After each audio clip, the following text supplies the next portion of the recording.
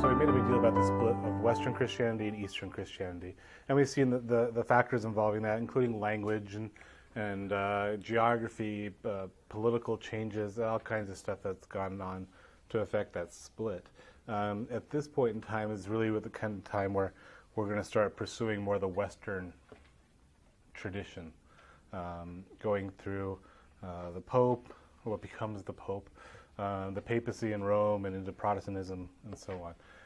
But before we did that, we did want to take one more glance at Eastern Christianity. One of the benefits of history, of course, is we can take 500 years of history and put it into one paragraph, right? It makes it a lot easier to be able to summarize what's happening. So we could see the schism happening for a long time. If you were living in it, however, it's not as obvious what's happening, right? You can't always see what the fruit of it's going to be. So as these people lived in it, they didn't see it as a split. They just saw it as they're a little bit different out east, right? Kind of like we view a lot of things, right? But we basically don't necessarily see a big difference. We just see, oh, they're just different, right? Not a schism, but a difference. And what we find out from history is that little difference just becomes a gulf. But at this time, all they saw was, we speak Latin, you speak Greek, but we're all one church, right? That was the way they viewed things. So what happened at this point in the Eastern Church is still applicable to the West, still has influence. We'll talk about the Filioque here at the end, and that will be the thing that really drives. Now the West is really going to pursue their own route, and the East is really going to pursue their own route. And to be honest with you, they don't really interact for about 1,000 years. They actually don't like each other. And it isn't until the 20th century that the Pope and the Patriarch actually did try to reconcile across some ecumenical councils and so on. So when we say they split, it's actually pretty true. They split. And you're going to find out that it's not a really good reason why they split. But it is what it is. All right. So at the time, we're about in the middle of the first millennium. So we're in the 400, 500, 600, 700 era at this time. Okay? The Christological debate. We're going to go talk about the theology behind it first, and then we're going to talk about the personalities. Because history, what have we found out about history so far in the church? Does it revolve around our theological positions, our biblical interpretations? What does it generally revolve around so far? People, personalities, how you reacted, how you interacted, what you ignored and what you didn't ignore. So those are the things that we want to focus on as we go through, because that will really tell us a lot about where the church is. So Christological debate. We've talked about Arianism. What was Arianism? What was the big debate with Arianism? Christ was created. Christ was created. And so what was that calling into question? Whether he was really God. And earlier we talked about Docetism. What was Docetism? I had to go look this one up too because I can't remember all the isms. Docetism, I think it's where we get docent, but I'm not sure how that relates. Docetism was the idea that Jesus wasn't human. He was a spirit who had appearance as a man, but he wasn't really a man. And that arose from Gnosticism, which said that matter is evil, so therefore Jesus is good, so therefore Jesus can't have flesh because that would be bad. And so that was another place where our culture was impacting our theology. So that was Docetism.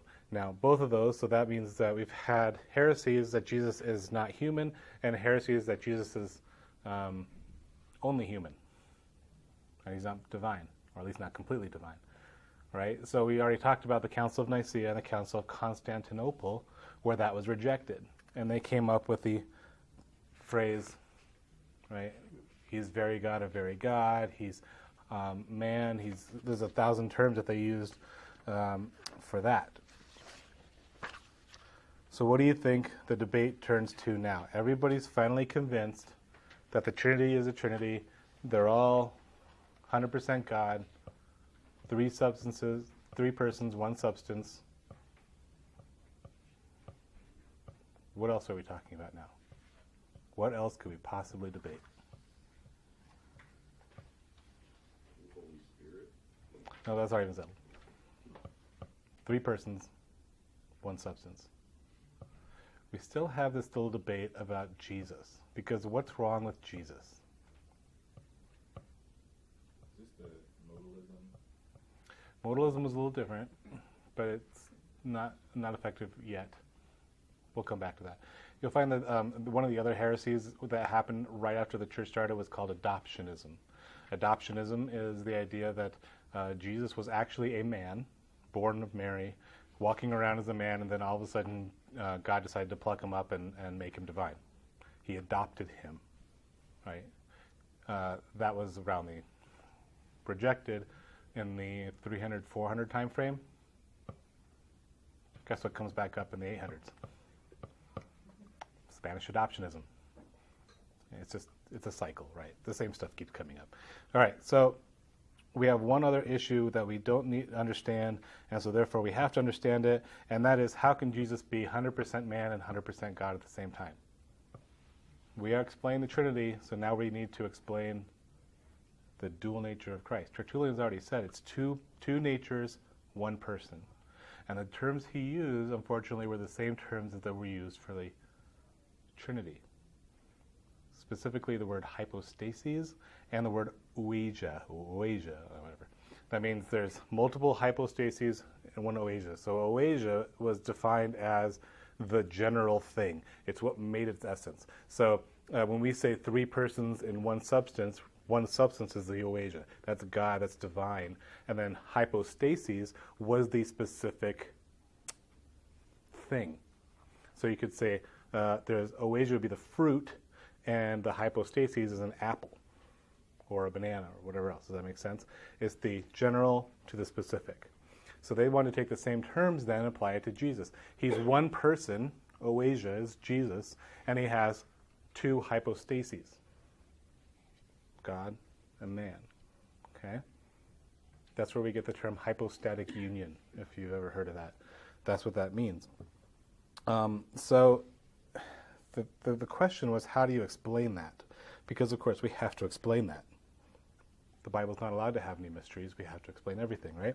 So the first guy to try this was a guy named Apollinaris. I'm sure it's probably Apollinaris. Apollinaris said, here's the deal. Jesus had a body, and he was a man, and then the divine came, and the human nature gave way to the divine. So the divine nature just kind of took over. So it was basically the divine nature in a human body. Well, that sounds okay. What's wrong with that? Because remember, Jesus was omniscient at times. It seemed like he was omnipresent at times. It seemed like he was omnipotent at times. And then there's other times where he wasn't. So how do we explain this? So his thought was, it had a human body. That explains the bleeding on the cross.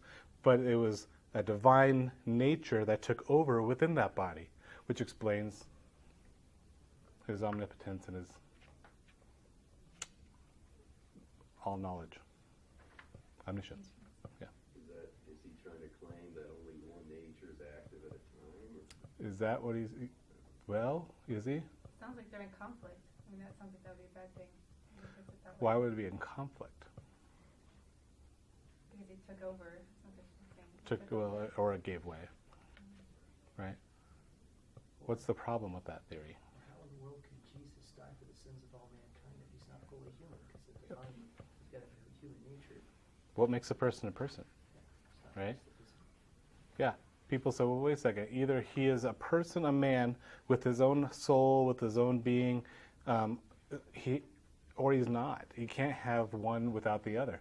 Either Jesus is fully man, to be man and die for us, and he has to be fully God to be able to take the wrath of God. So they kind of started playing these things aside and saying, Apollinaris, your idea is horrid. It doesn't make any sense. This is what Gregory of Nazianzus said. If any believe in Jesus as a human being without human reason, without a soul, they are the ones devoid of all reason and unworthy of salvation. Kind of got to throw that one in there.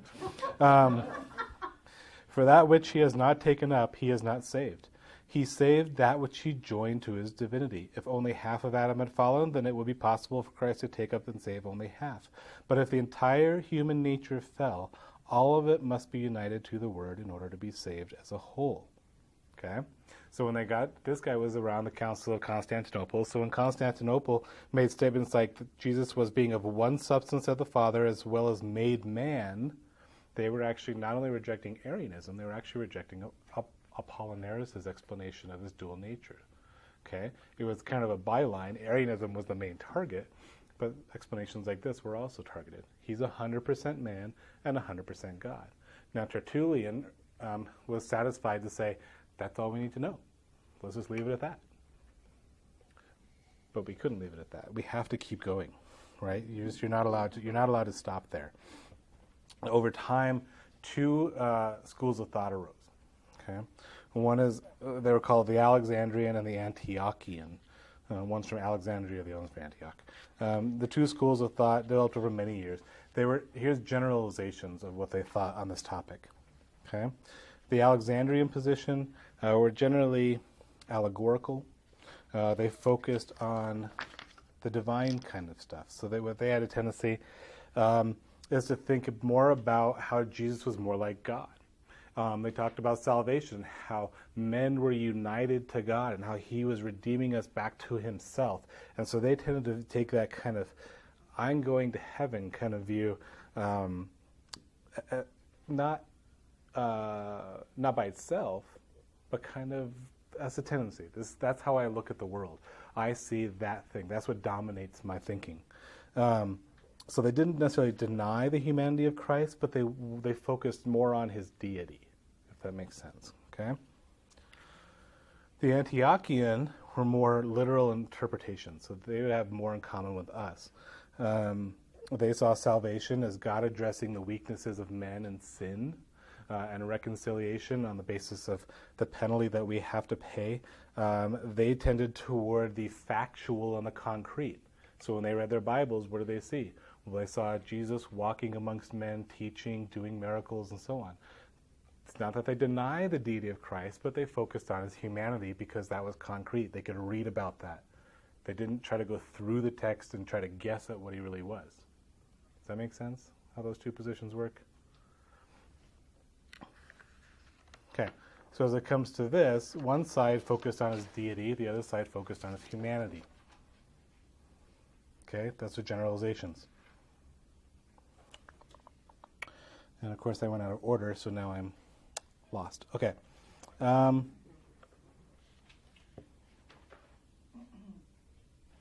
So what happens is the Alexandrian school, they end up focusing more on how the two natures could be unified, right?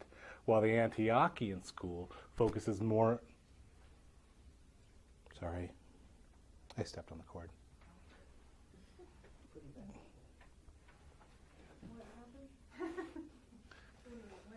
The camera moved. All right, sorry. I'll just teach the rest of it like this. The Alexandrian school tend to focus more on how they unified, and they would keep going off on that end of the spectrum. And then the Antiochians would focus on how there was two natures, because that was literal, right? Sometimes he was described as human, sometimes he was described as deity. If you look at the Bible, that's exactly what happens. There are times where he's described as a suffering servant, and we're described as the one sent of God and the Messiah, and he had passed through whole crowds of people. He had omniscience, knowing what was happening to, I think it was Andrew, when he called the disciples, and John. So there's these these godlike properties, and then he died on a cross, and he bled, and he wept, and he did all these things that are very human. So we see both descriptions in the Bible. So they said, well, that's what I can read, so that must be true. And so what was they? Well, they would go on that side of the spectrum where the dual natures became the dominant factor, and they started losing the unity, the hypostatic union. They started losing that. Okay? That's the theology. Now, if you're wondering, does that seem like a big deal? It's not that big a deal. It is a big deal, and it's not. Where it was debated, Antioch and Alexandria. Where are those two cities? Turkey and Greece, roughly. Egypt. Alexandria's in Egypt. Good point. Fine. Alexandria's in Egypt. But if you were to look at a map of Europe, including the northern part of Egypt and Turkey, where would you put those cities? East or west? So where were these debates raging? In the east. What was happening in the west? What was the debate in the west? Where the nice cave is to hide from the next barbarian Yeah. invasion. Who's coming next? We just got rid of the Vandals. Oh, here comes Attila the Hun. All right. What's happening with the hypostatic union? I don't really know. We need to figure out how we're going to feed our people in the next siege. So let's just go ahead and, because now all our fields have been burned because the Vandals wanted to destroy this before the Greeks came and helped them. So now we don't have any food now that the Vandals are gone. Hey, Greece, no, we're too busy fighting the Persians. So what was happening in the West? Well, they were fending for themselves. They didn't have time for deep theological discussion. But in the East, these two cities in particular were very insulated. And so they got to debate things like this. And you're not going to be impressed with the debate. I'm just going to tell you right now. All right, Council of Ephesus. We talked about Apollinaris, Apollinaris. He was rejected, right? The next guy to rise was a guy named Nestorius. He was bishop of Constantinople in 428. He was from the Antiochian school, so his tendency was towards separating the two natures. And he decided he wanted to change something that the church had used for centuries. They called Mary Theotokos. Okay, that means the bearer of God, the one who brought forth God. Okay, now before you react, what was the emphasis at the time? Why wouldn't we like that term in our time? The Theotokos, the bearer of God. This seems to put her above Jesus. Because it makes her sound like she's holding God, right? Well, at the time, the emphasis was on what? What was the first challenge that the church had to deal with in regard to Jesus? Well, he was fully God, right? So when they say Theotokos, what they're saying is, no, he was God since his birth. He was 100% born, and he was 100% God when he was born. So Mary was the bearer of God. They wanted to emphasize the fact that Jesus was God from the very beginning, right? So the term is not about Mary. The term is actually about Jesus. Does that make sense? Well, by now, the issue is, but we don't want to just say that he's just God. So Nestorius said, how about if we change the term to Christotokos, the bearer of Christ? That way we take the implication that it's just God away and we just say that he's Christ. Well, what's the first thing he did? What's his first problem? Trying to change tradition, especially one that's a few hundred years old, yeah, it's not going to happen. Okay? So he tries to do this. That gives him all kinds of attention. Then he starts describing how Jesus is actually two persons, two natures in two persons. They're actually two separate people inside Jesus that just agree to work together. Okay? In other words, remember I said that you get to the end of the spectrum and you start going off the deep end. And he started taking the hypostatic union and making it sound more like a peace treaty. That there was two separate natures that had separate individual wills and thoughts, and they were just agreeing to work together in this one person named Jesus. Okay? And that's going too far to that side. It's a mystery that can't be explained, and he tried to explain it. Okay? So the two natures and two persons was not really something popular. And so people said, that's not good theology, Nestorius. We need to take you to task. Right? Because that's what we've seen throughout church history of what causes councils. Is people that have bad theology and we just want to correct them and bring them back to the fold. True? Okay, so what's probably going to happen? Now the guy's got errant theology, so that opens the door to what? Attack him. So here's the issue. In the Council of Constantinople, we talked about the Arian aspect. There was one little canon in there, that canon being like one decision, that decided to grant Constantinople, the Bishop of Constantinople, was now issued to be second in charge of the church behind Rome. Okay? Even though it was new at the time. That's what's key to remember. Constantinople was established by Constantine. Remember, he just picked up and moved everything over? So they said, well, since that's the capital, that guy must be important. Very biblical, wouldn't you say? So they just decided to say the Bishop of Constantinople is second behind the Bishop of Rome. They said the old Rome and the new Rome. This is the old Rome, this is the new Rome. Well, Antioch had been around forever, Alexandria had been around forever, and they were both kind of shut out and said, well, you guys are just, yeah, you're great. But all we care about is Rome and Constantinople. Well, if you put it on a map, what you see is both of those guys are pretty close to Constantinople, so they started getting into a competition of, can Antioch own the bishop, or does Alexandria supply the bishop? And so they just keep going back and forth. Well, Nestorius was an Antiochian, and he had errant theology. So what does this open the door to? Alexandria. Hey, Alexandria, we can go get this guy and get back our bishop in Constantinople. And why did having the Bishop of Constantinople matter? Because he was second in charge behind Rome. And who else was in Constantinople? The emperor. So who gets the ear of the emperor? The Bishop of Constantinople. So how do we make sure that our policies and our theology get spread around the church? By getting that guy's ear. It's depressing, isn't it? So they decided to call a council. What was going on with the church or any church in Israel at this time? They were still part, at this point, they were still owned by the Byzantine Empire.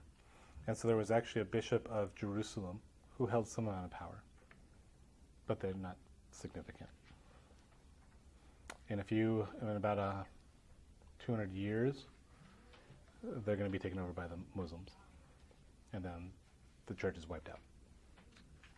Did that answer your question? Yep. All right, so Cyril is the bishop of Alexandria. He decides to call a council in Ephesus, or he convinces the emperor to call a council in Ephesus.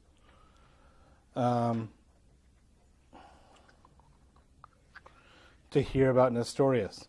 Okay? So as they're waiting, Nestorius' chief supporters are delayed, leaving Nestorius to defend himself, which he doesn't do very well.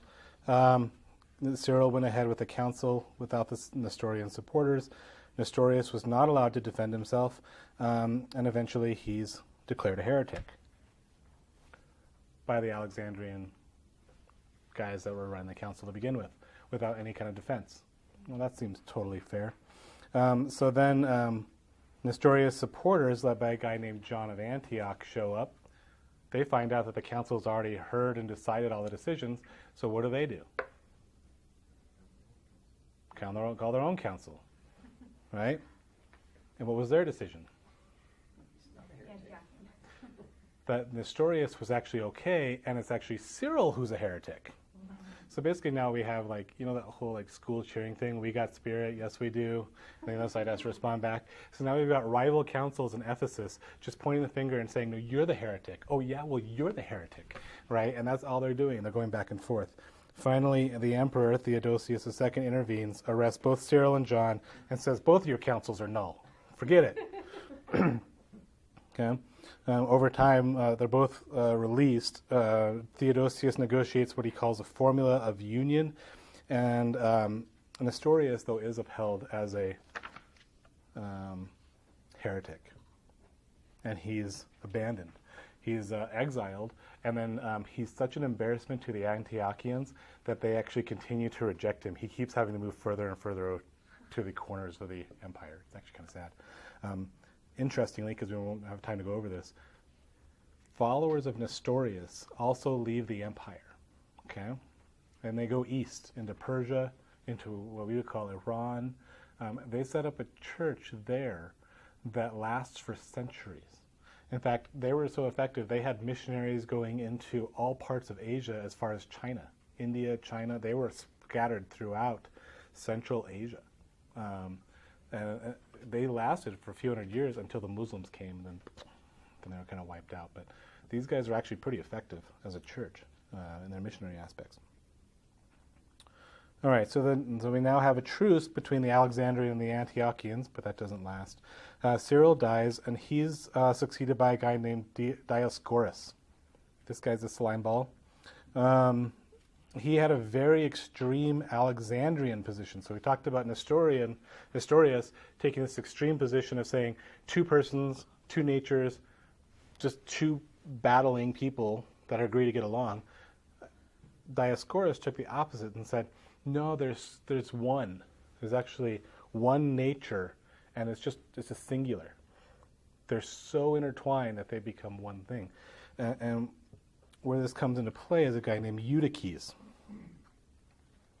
Eutyches he took the position that the two natures were so combined that they actually fuse into a whole nother unit. Does that make sense? So what's the problem with that approach? It's the same problem we had before. Makes him something different. He's no longer human or divine. He's unique. Well, remember, he can't die for what you're not. And so if he's not human, he can't die for us either. So this all starts to battle against core Christian beliefs. So Eutyches then is accused by a guy named Eusebius, another Eusebius, and he's thrown out. That appeals to Flavian. Flavian is the Antiochian bishop of Constantinople who declares Eutyches a heretic. We feel like we have a history repeating itself. So here's Dioscorus, who's the bishop of Alexandria, wanting the position in Constantinople, and now having an excuse to go after Flavian, the bishop of Constantinople. All right, so let's see how this one plays out.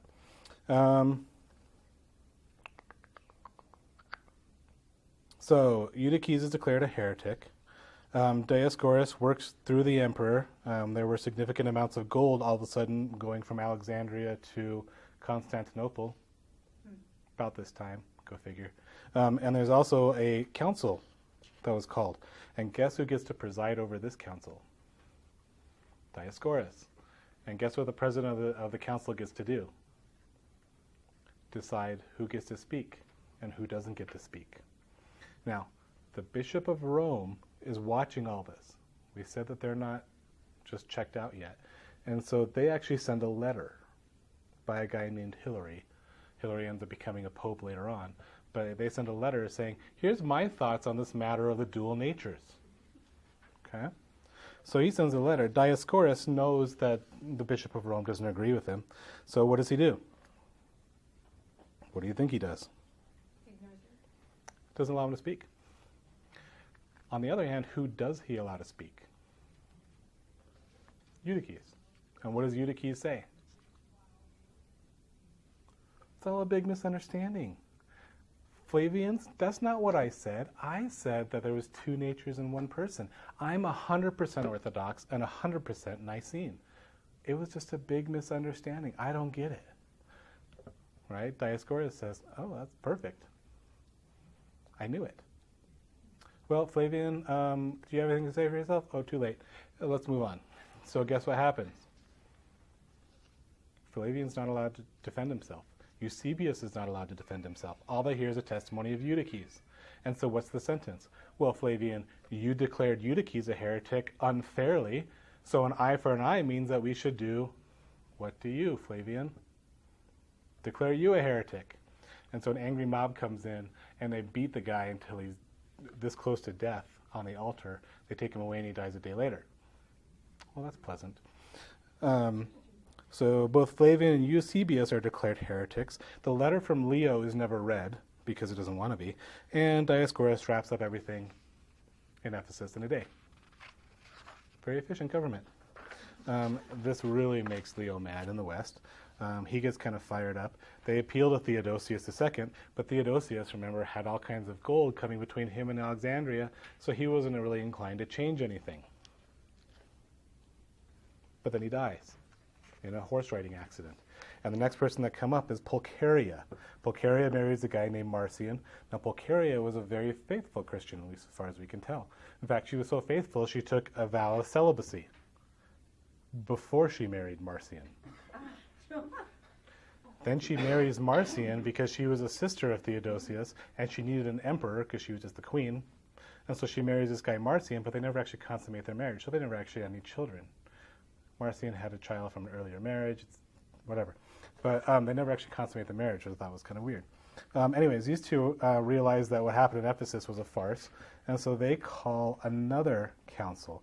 This time, though, instead of asking either an Antiochian or an Alexandrian, they actually ask the Pope in the West, in Rome, to come and preside over it as a neutral party. He can't make it because they're about to get attacked by Attila the Hun. So he sends a representative. The representatives get a chance to read Leo's letter. Leo's letter says, no, it's two natures, one person, just like we've always believed. Let's leave it at that. People in attendance, which was actually the biggest council ever, in Chalcedon, agree that that's what we all believe. Leave it at that. Leo's right. Leo speaks for all of us. Do you see what's happening to Leo? Let me pump up your ego a little bit more. Leo's the guy. He's got it right. Let's do it. So they allow Leo's letter to be the guiding principle. Dioscorus is never allowed to speak. No, I take that back. He was allowed to speak. He declines to speak. He was not given a vote, which he didn't deserve to. But let's see. So Leo reads his letter. That's what everybody agrees to. Dioscorus is condemned. Eusebius and Flavian, for Flavian, is posthumously declared not a heretic, and he was given a Christian burial. And this group, the Council of Chalcedon, decide we don't want another creed, but we should issue a definition or a new confession that reaffirms what we all believe. And so they came up with the following. You can see it on page 9 of your notes. I formatted it to make it a little bit easier to see the different points. We then, following the Holy Fathers, all with one consent, teach people to confess one and the same Son, our Lord Jesus Christ, the same perfect in Godhead and also perfect in manhood. Remember the issue at play. Truly God and truly man, of a reasonable, meaning rational, thinking, soul and body, consubstantial with the Father according to the Godhead, and consubstantial with us according to the manhood. Remember all these things. He's 100% us and he's 100% God. He's both. In all things like unto us without sin, begotten before all ages of the Father according to the Godhead, and in these latter days for us in our salvation, born of the Virgin Mary, the Mother of God, according to the manhood, not Mother of Christ, Mother of God, one and the same Christ, Son, Lord, only begotten, to be acknowledged in two natures, inconfusedly, unchangeably, indivisibly, and inseparably. So those four terms are important. In other words, inconfusedly means they don't mix. He's 100% God and 100% man. He's not something different. He's not some hybrid. He's both. Unchangeably, they don't change. They're always there. They're indivisible. They're unified. And they're inseparable. So he's one and the same. Two natures, one person. Okay? The distinction of natures being by no means taken away by the union, but rather the property of each nature being preserved and concurring in one person and one subsistence, the hypostasis, not parted or divided into two persons, but one and the same Son, the only begotten God, the Word, the Lord Jesus Christ, as the prophets from the beginning have declared concerning him, and the Lord Jesus Christ himself has taught us, and the creed of the Holy Fathers is handed down to us. Now, if you notice, there's no explanation of how it works. There's just a statement of, here's what it is, and this is where we're going. That was the Council of Chalcedon. Mm-hmm. Who are the Holy Fathers there? Previous popes. Yeah. If you notice, how much scripture have we talked about so far? Do you see a worrying trend that's happening in the church? We're debating more and more about what the Holy Father said. Well, Cyril said this. We should evaluate his writing based on what Cyril wrote. We should evaluate his purpose by what Leo wrote. And so what happens is they start to assume, actually part of this, after this confession, this council also recognizes the letter of Leo to be authoritative. And they recognized selected writings from Cyril, the Bishop of Alexandria, to be authoritative. Well, that seems fair. I mean, they were pretty good writings, right? What's the problem with that? They're not reading the Bible. Why don't we, as a Protestant church, have the same issue? Why don't we care what Leo thought? Because we don't accept him as authoritative. Is he got good information? Yep. Did Cyril have good information? Absolutely. And we'll read them. But we're not going to evaluate our theology by what Cyril thought. That was the Reformation. It's no longer about the church fathers and their authority. It's about the scriptures and their authority, and the church fathers are under judgment by the scriptures, not vice versa. That's one of the dangers that we fall into. The pastor said, my favorite Yep. preacher, whatever said, we tend to fall into that same kind of thing. Yeah, if too we're not often. careful. Too often we quote, well, I heard MacArthur say it. Well, John Piper was about this. He preached on this. Yeah, that's good. And those men are faithful men with great learning, and they have good hearts, but all of their teaching has to be evaluated by the scriptures. The Bereans took what they heard and they evaluated by the scriptures. We need to take Leo's words and Cyril's words, and we evaluate them by the scriptures. And if there's gold, use it. That's good stuff. But what was happening here was now we're starting to take the church fathers and what they wrote, and that's what's authoritative. Authoritative meaning, if you violate these things, I can hold you accountable. It doesn't matter how much your argument is true. If you violate these things, I hold you accountable. And who decides what's authoritative? Well, the Pope. And if the Pope holds what's authoritative and you violate what the Pope says, but the Pope could make mistakes. Well, that's not anymore. The Pope's infallible. Right? Except for this one Pope who we'll talk about in a few minutes. Let's see. In terms of practicality, the Council of Chalcedon also had a number of other things that are really interesting. I read the rest of the canons on this one. They condemned Dioscorus, we already talked about. And then, so if he was condemned, what happens? Well, Marcion, the emperor, decides to banish him. Why is that an issue? What just happened? The church declares him a heretic, and the state intervenes. They placed monasteries under the rule of the local bishop, and they forbade the ordination of monks to the bishopric. Where do you think that's coming from? What does that subtly tell you is happening? The monks are becoming more and more powerful. They're becoming more and more important. So the church has to feel like they have to put them under their rule, otherwise the monks are going to go crazy and become a competing institution, which is exactly what happened. They forbade a single bishop from having multiple cities. That also happened with John Chrysostom. They reinforced the authority of the church over all members, including traveling clergymen. And monks were not allowed to have local assemblies without the approval of the local bishop. The term was actually conventicles. We've been going through Pilgrim's Progress, and that's exactly what John Bunyan was arrested for in the 1500s, was having an unauthorized conventicle. This was 451. John Bunyan was arrested in the 1500s for the same issue. A deaconess must be 40 years old to be ordained, and she must never marry, or she risks excommunication. Monks and nuns can never marry, or they risk excommunication. Those condemned by the church in one city cannot be declared innocent in another. Otherwise, the condemned individual, as well as the bishop who declared him innocent, will be excommunicated. You're not allowed to elope. Oh, that was funny. If a layman elopes, he is an anathema. If a clergyman elopes, he is expelled from the church.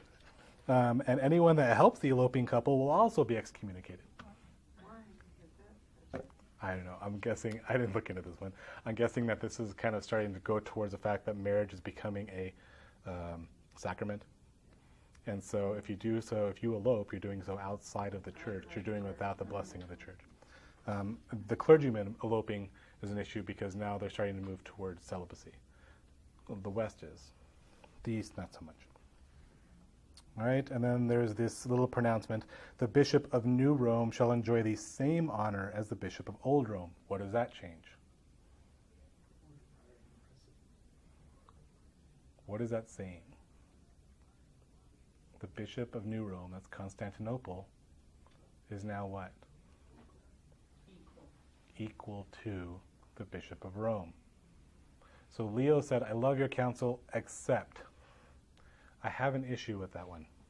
But he has a choice. Either he says he takes his counsel, which loved his writings and want to venerate him because he is such a great guy, or he can reject the whole thing and say, I don't accept this.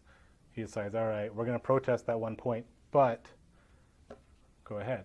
Because why? Well, because we were appointed by the Apostle Peter. Remember apostolic succession? We were in Rome appointed by the Apostle Peter. Is that true? Absolutely not. Is it true to them? Absolutely. It's not what it was for. The apostolic succession, that whole idea, was so that people didn't add to the Bible. They wanted some kind of authority that says, no, we have the Bible because we know who we got it from. Now it's being used to say, I'm the most important bishop to declare what's authoritative, and nobody else is. You all have to listen to me. And so when they said the bishop of Constantinople is equal to you, Rome had a fit. Of course, why was the bishop of Constantinople equal to the bishop of Rome? Because it was a major populated city. Duh. That's all you need. It's just as flimsy. The whole thing is a farce. Like I said, this is the depressing part of church history. Things are not going well in the church at this point. But they're starting to realize a couple things, and they start to come up with the Council of Chalcedon and their confession, which is faithful. It's good stuff. All right, that's the debate over Christology. The churches that don't agree with the Council of Chalcedon move east. They're generally called the monophysite, one-person churches, although it's unfair because many of them agree with the dual natures. They just want more emphasis on the unity. A lot of these churches actually still exist. They're called the Oriental Orthodox Church, and they call themselves Maya physicists, meaning one unified, I forget how it turns. Basically, they don't disagree with the dual natures. They just place an emphasis on the unity. They reject it. They reject the Council of Chalcedon and its confession in the way that it's written. A number of Christians outside of Rome also reject, outside of the Byzantine Empire, reject the Council of Chalcedon because it was written by the Byzantine Empire. And they just don't like that, so they just reject it. By the 8th century, this debate continues on. The 8th century, 700s. It goes on for 300 years. Finally, there's a big debate on the use of Christian art. Is that allowed? After all, what is the second commandment? Thou shalt have no graven images. Well, what was Jesus? 100% God, right? So you can't have a graven image of God. So then they came back and said, well, yeah, but he's also 100% human. So we can have graven images of a human. So eventually the debate is finally given. But guess what that does? It torques the church in the West, who never had an issue with Christian art. It was another exclusively Eastern issue. Which brings us to what we call the Filioque. Okay? All right, so the creed that came out of Constantinople in 381, not the one we just read, the Creed of Constantinople goes to say, we believe in one God, the Father Almighty, maker of heaven and earth and of all things visible and invisible. It should sound fairly familiar to those who like Rich Mullins songs. That's where he got it. And in one Lord Jesus Christ, the only begotten Son of God, begotten of the Father before all worlds, light of lights, very God of very God, begotten, not made, being of one substance with the Father, and for us men, so on. And then there's this little passage here, the next to last paragraph. And in the Holy Ghost, the Lord and giver of life, who proceedeth from the Father, who with the Father and the Son together is worshipped and glorified, and who spake by the prophets. Now, what does it say? Who proceedeth from the Father. Okay? Proceeding comes from the Latin word proceduro. This original quote was actually written in 381. What language was it written in? Greek. Okay? The word for proceed in Greek was actually the idea of sourced. Where does he originate from? Where is he sent from? That's where the question was. And the Bible is very clear that it's the Father who sends the Spirit into the world. Okay? So in that term, that makes sense. This is absolutely correct. And in the Holy Ghost, the Lord and giver of life, who proceedeth from the Father, who originates from the Father, who is sent by the Father. Okay? When it was translated into Latin, which is where we get our stuff, it's translated with the word proceduro, which just means sending. It was sent by. It didn't matter who it's sent by or how it was sent or where it originated. It was just sent by something else. So if I tell my son to go send a letter, I write the letter and I say, hey, Aiden, go put this in the mailbox. You could say, Aiden sent it, and I sent it. Because technically, we both kind of sent the letter. We all both had a place in sending the letter. It didn't originate with Aiden, but he had a role in sending it. Does that make sense? So the Latin word for procedure, proceed from, is just an agency, not a source. Okay? Stick with me. This is going to make sense in a second. Biblically, what we see is the Son does send the Spirit through the Father. Okay? So it would be accurate to say that the Spirit was sent by the Father through the Son. That's a totally fair statement, and that's biblical. Going through John 15, John 16, places where the Holy Spirit is referred to as the Spirit of Christ in Galatians and other places, they're tied together. The Spirit is sent by the Father, but he's sent by the Son. The Son asks the Father to send him. The Son has agency to send the Spirit. Okay? We could go into theology, but just take it. Trust me. You're allowed to say that the Son sent the Spirit, if you use the correct term. But what's written in the Creed? That the Spirit proceeds from the Father, right? It was a poor translation word because there's nothing in Latin that captures the same Greek term. So what did the West start to do? Well, they added a term called the Filioque that says the Spirit proceeds from the Father and the Son. So they're just trying to change the creed. Okay? So in the Holy Ghost, the giver of life, who proceedeth from the Father and the Son. Okay, so they started using this more often. Is it wrong? No, it's totally correct, especially using the word in Latin. But what was the issue? Well, they changed the creed. And who came up with the creed? Well, the entire church. So what was happening in the West? They were changing the creed. They were changing the thing that everybody agreed to, which brings up what? Authority. Who are you to add to or remove the creed? And if you look at the councils of Nicaea, Constantinople, and Chalcedon, there were condemnations against changing the creeds that these councils had come up with. So what was happening in the West? They were changing the creeds. Were they wrong? No, but that's not the issue. It never is the issue.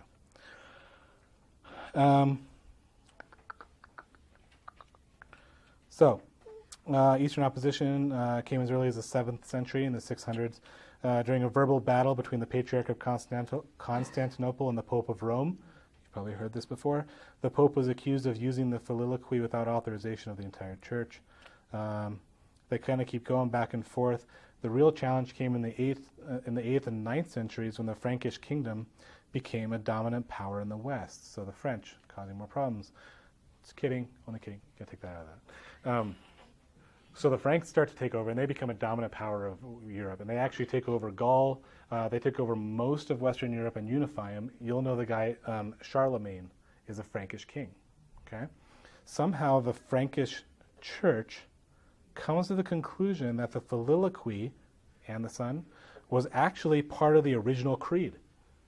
And they start teaching it, and they start including it in their liturgy, and they start including it, chanting it during their church services and when they're celebrating Mass. Right? So the Filioque becomes the new norm in the West. Okay? As their numbers grew, they also grew in arrogance. So now they started insisting that the soliloquy passage was actually part of the original. And then actually come to the Bishop of Rome and say, see, it's in the original. And the Bishop of Rome would say, actually, it's not. It never was. And they would say, you're wrong. It was in the original. The Franks don't go back that far. So how they knew that, anybody's guess. But they were very insistent that this was part of the original creed. And so what do you start doing when you're convinced of a dogmatic truth that you have no basis for? Insisting that everybody else agrees with you. And so as they started interacting with the churches of the East, guess what they started insisting upon? Include this in your liturgy. You have to say this. This is right. If you don't say this, you're wrong. Well, the East never really used the soliloquy, so what happens? They start having issues. And then Charlemagne, he wants to kind of go to war with the Byzantine Empire, and so he starts looking for reasons to go to war. And so he keeps appealing to the Rome to say, just say it's in the original, so I can accuse them of heresy and we can go to battle. And the Pope actually refused. He actually put it on silver plates. Here's the creed, the original creed, and he actually was unwilling to agree with them. But the Franks were on a warpath, and they kept trying. Here's what also comes in, this all comes around. In Spain, the idea of adoptionism, this is all after Islam is actually pushed into Spain, and they were pushed back out by Charles Martel. Adoptionism starts to come back into play in Spain. And guess how the church, especially the Franks, fought against adoptionism? We pull out the creed, and we start insisting that this is Orthodox Christianity, not adoptionism. So now, if the Pope comes in and says, no, that creed is incorrect, what is he also doing? He's undercutting the fight against the adoptionists. So now he's in a tough spot. He tried. They didn't know what to do. They didn't disagree. They tried to keep it up. Mid to late 800s. Eventually, though, let's see. Michael III usurped the throne in Constantinople. That led to a guy named Photius. A lot of politics involved. Michael III usurps the throne. He gets rid of Ignatius, the Patriarch of Constantinople, brings in Photius. Photius wants support, but the Pope, by this point, who believes he's important in all matters ecclesiastical, decides that he wants to weigh in and say, no, Photius is incorrect, Ignatius is the right guy. Well, Photius gets torqued and says, I hate you. And your little soliloquy passage tells me that you're a heretic anyways, and I don't want to listen to you. That's how you get rid of the opposing voice, is to call them a heretic. We've already been through this a few times now. The Pope of Rome, however, says, oh yeah? Well, you're a heretic, and you are now excommunicated. So they go back and forth. But the soliloquy was the reason. And Photius goes on to say, oh yeah, well, you guys want to say and the Son? Well, I'm going to say the Father alone. And so now the East starts to say the Spirit proceeds from the Father alone, which actually isn't entirely inaccurate. But now what is Photius doing to the creed? He's changing it, right? So now you got two opposing groups, each one doing what the other one considers wrong, and they hate each other, all because of this little addition that's not even unbiblical. Nobody's sitting down to say, what's biblical? What's scriptural? Is this correct? Is it wrong to say the Father alone? No. Now if you're talking about original procession and source, is it wrong to say and the Son? No. Now if you're talking about agency, which one are we talking about? Or could it be both? Maybe we ought to clarify the creed a little bit and add a couple of sentences to it that makes this whole thing go away. We can't do that. We've got to insist that what the Fathers say is correct. The Fathers say this, therefore it has to be correct. We cannot adjust what's authoritative. See the issues that we're getting into? So this little soliloquy passage becomes kind of a rallying cry for the East to complain about the Pope's authority. And the Pope demands that the East accept it. Why? Because he's the authority. He's the one that rules over all the churches, and if he says it's okay, it's okay. And guess what happened in 1014? The Pope finally gave in and said, that is the creed. The creed should include and the Son. It should include the Filioque. And if he said it, therefore all churches should adopt it, and therefore they require that the Eastern Church adopt the Filioque passage. They refused, just in case you were wondering. So there's a number of issues. The restriction of Christian art. Antioch is gone. Jerusalem's gone. Filioque. 1053 comes around.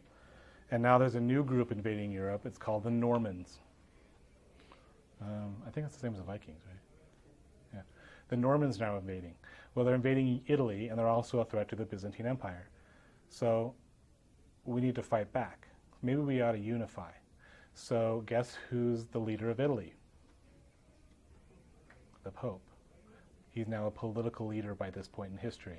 He reaches out to the emperor of the Byzantine Empire and says, how about if we ally together?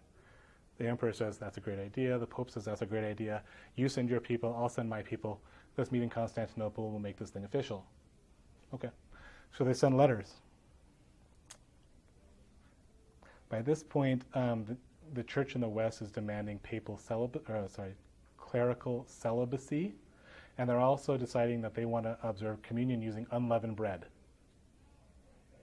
Heresy, right? But they were insisting that that is correct. And the guy that takes the letter of allegiance is a guy named Humbert. Humbert wholeheartedly believed in clerical celibacy and the use of unleavened bread. And now he's going to go to a people with a language he doesn't speak, a people he doesn't care about, a people who don't agree with him on unleavened bread, and a people that don't agree with him on celibacy. What could possibly go wrong? This is like saying, hey, Donald Trump, can you be our ambassador to Mexico? We would love for you to be our ambassador to Mexico, given all the current events. So for whatever reason, Pope, I forget which Pope it is, decides to send Cardinal Humbert. Humbert comes into the Patriarch and says, hey, by the way, you guys are flawed, and you're totally messed up in your thinking. Patriarch doesn't take that as a compliment. He exchanges insults. Humbert walks out. The next day, they're celebrating communion in the Hagia Sophia, which is the main church in Constantinople. And Humbert decides to come in, throw down a papal bull, which is an order from the Pope, that excommunicates the Patriarch. In front of the church, on the day of communion, he goes straight into the main church, up to the altar, throws down a piece of paper. It's like dropping the microphone, and then he walks out. So a few days later, Michael excommunicates Humbert, and now everything's from there. The die is cast. Okay, so Humbert returns, tells him they excommunicated you, just FYI, and so now the Patriarch refuses to accept anything from the Pope. The Pope is now excommunicated unofficially because the Pope had actually died. So where this papal bull came from is totally invalid. Humbert made it up. It has no power. And then Michael's excommunication, if you actually read it, is only against Humbert, not against the entire Western Church. But what happened is, the interpretation is, and at the time they didn't think it was a big deal, but from that point forward, the West says, well, we excommunicated you because you're a joke. And the East says, well, we excommunicated you because you guys added to the creed. And that becomes a dominant theme in the East-West relations through the 20th century. They still have not reconciled. They still won't accept the fact that you believe this and you believe that. I can't accept that. The Pope cannot get along with the Patriarch. They refuse to unify. As Protestants, we don't really care that much, right? It's not really us, but it is the unity of the church. There are believers in the Orthodox Church. And so this is a matter of unity. So it doesn't matter to us in that regard. It doesn't really matter in the church politics. Okay? But from that point forward, that's the schism. At this point, we're going to follow the Western tradition. Stuff happens in the East. I'm not denying that. But from this point forward, we're generally going to follow what happens in the West, because that's more directly related to us as Protestants and United States Christians. Make sense? Like I said, lots of information. You can read through this. There's more details, but that's a lot. That's a lot. A lot of people, a lot of positions, some biblical, some not, and that's really where we're going to struggle for the next few weeks, is seeing the biblical part of the passage not being reflected in the popular speaking and the positions that are taken. And that's what we have to understand. Because when God brings Martin Luther to the fore and Martin Luther points at his Bible and says, this is what matters, you're going to love it because it's finally going to start making sense.